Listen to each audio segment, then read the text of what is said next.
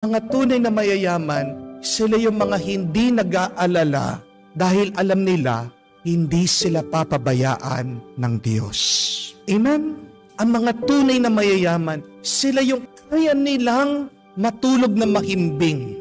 Yung mga tunay na mayayaman, yun yung mga taong kaya nilang kumain, maging masaya, mag-enjoy. Kahit na konting kanin, kamatis o tuyo lang yung kinakain nila. Ang mga tunay na mayayaman, sila yung mga kaya nilang magbigay ng lubos, lahat, sobra-sobra. Kasi alam nila, papalitan pa rin ito ng Diyos. Pupunuin sila palagi ng Diyos. Kaya nga, para kay Jesus, sinong tunay na mayaman doon sa mga pinapanood niyang nagbibigay sa templo? Yung babaeng balo na nagbigay ng 2 kusing. Ano yung halaga ng 2 kusing? Kung ikukumpara mo doon sa mga nagbibigay ng limpak-limpak na ginto at kwarta doon sa templo. Pero nakita ng Panginoon, hindi yung halaga ng binibigay nila. Pero kung saan sila nang gagaling sa kanilang pagbibigay.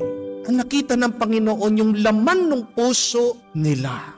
Dahil merong kasabihan, that some people are so poor that all that they have is money. Amen? May mga tao sobrang hirap. Wala silang ibang pagmamayari kung hindi pera lang. Dahil kung pera lang ang meron ka, kawawa ka. Bakit? Kung wala kang mabuting kalusugan, paano ka? May pera ka, mauubos yan sa pagpapagamot mo. Amen? May pera ka, pero nag-aaway kayo ng asawa mo. Hindi ka pinakikinggan ng mga anak mo. Sumasagot-sagot sa iyo. Ang laki-laki ng bahay nyo, hindi man kayo makaupo, sama-samang kumain. May pera ka, pero may sakit ng loob ang kapatid mo sa iyo. May pera ka, pero meron kang anxiety, meron kang depression. Hindi mo maintindihan bakit nalulungkot ka. Tapos sasabihin mo, mayaman ka, pera lang yung pagmamayari mo. May pera ka pero ang damot-damot mo. Hindi ka man malapitan ng ibang tao.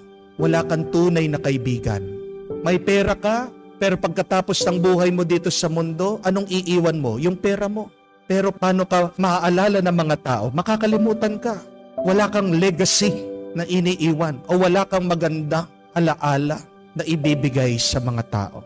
See, money is not the only thing that makes us rich and wealthy. Maybe we forgot that from the beginning, we are already wealthy. Why? Because we have a God who blesses us and we have a life that He blessed us with. Are you thankful for that? You know, people who appreciate a lot of things. People who are content. People who are grateful. They are the wealthiest. Amen? Because when you are grateful, when you are thankful, when you are content, dito po mararamdaman mo, punong-puno ka, umaapaw, daig mo pa ang bilyonaryo. Nung pong minsan merong isang kwento, tungkol po sa isang mayaman. Nakita niya sa labas ng kanyang mansyon may nagpapalimos. Merong kinuhang basket, laman, mga pagkaing nasisira. Binigay dun sa nagpapalimos. Alam niyo po kung ginawa na nagpapalimos. Tinapon yung pong pagkain na nasisira. Pinalitan ng bulaklak. Pumitas dun sa hardin. Binalik dun sa mayaman. Nagtataka yung mayaman, sabi niya. Binigyan kita ng sirang pagkain, pagkatapos bibigyan mo ko ng bulaklak. Hindi ka ba galit sa akin? Alam niyo po kung ano yung sagot ng mahirap, sabi niya. Every human being gives what is in their heart. Lahat ng mga tao, pag nagbibigay, isinasalamin kung ano yung nasa puso niya. Kaya nga, kahit na mayaman ka, materially, kung walang laman ang puso mo, wala kang ibibigay sa mga tao. Amen? Pero kahit na mahirap ka materially, pero punong-puno ang puso mo sa pagmamahal, sa pasasalamat, sa tiwala sa Diyos. Meron at meron kang maibibigay at maiibahagi sa iba.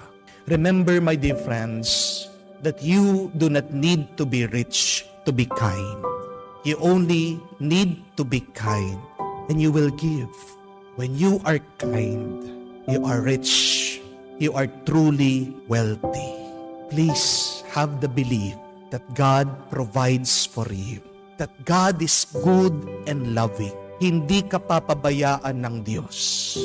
Doon lang sa paniniwalang yon, magiging tunay kang mayaman na mayaman. Ngayon, hanggang sa magpasawalang hanggan.